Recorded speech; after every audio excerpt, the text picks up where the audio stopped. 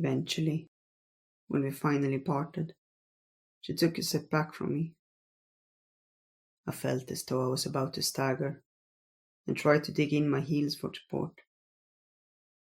My heart was beating terrifically, to the point that I could hear its steady rhythm in my ears, drowning out all other sound.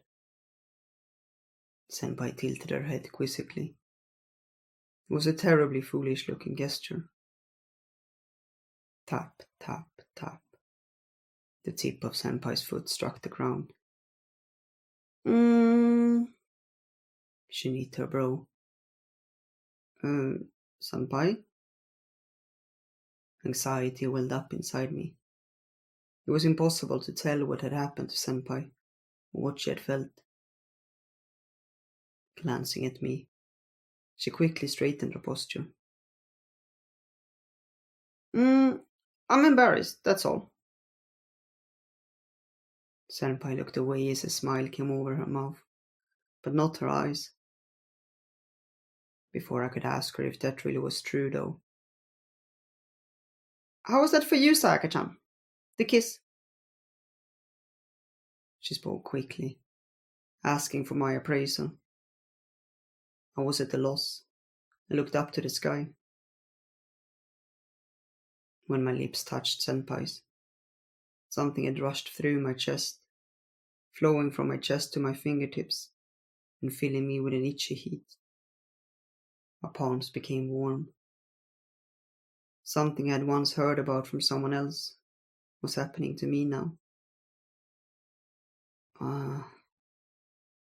As the past and present tied together intensely. The overlapping trees in the courtyard felt disorienting to me. I couldn't run from it anymore. This feeling could only mean one thing. It confirmed that I love you, Senpai. I collected my many emotions and conveyed them to Senpai in one brief sentence. When she received that short and certain answer, Senpai looked down. I see.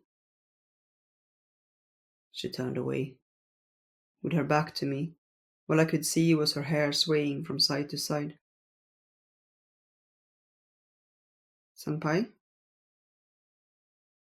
I see. Unable to ask what Senpai meant as she repeated herself, I anxiously tried to look into her face.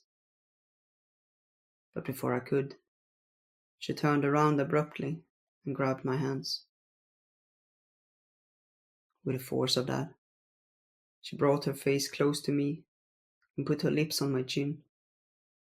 Her eyes blinked directly in front of mine. My chin felt a little wet. I missed.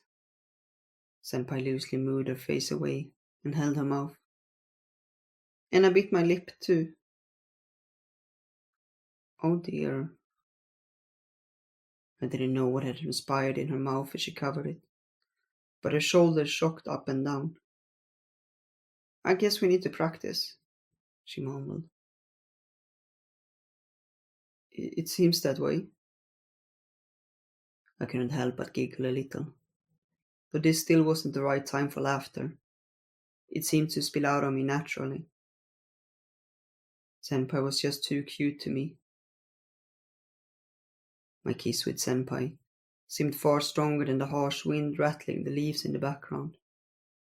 This was my first kiss with Senpai. It was also the first kiss of my life, and the first love of my life.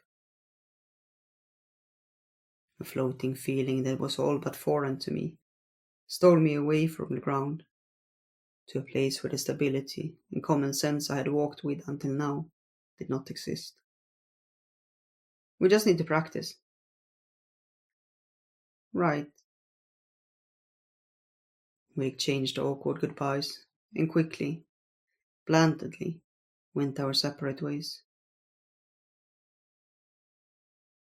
This time, when I was alone, I murmured a doubtful noise on my own. When we separated, Senpai's lips were moving slightly. She didn't make a sound, but I suspected that what she had mouthed was, "This isn't good."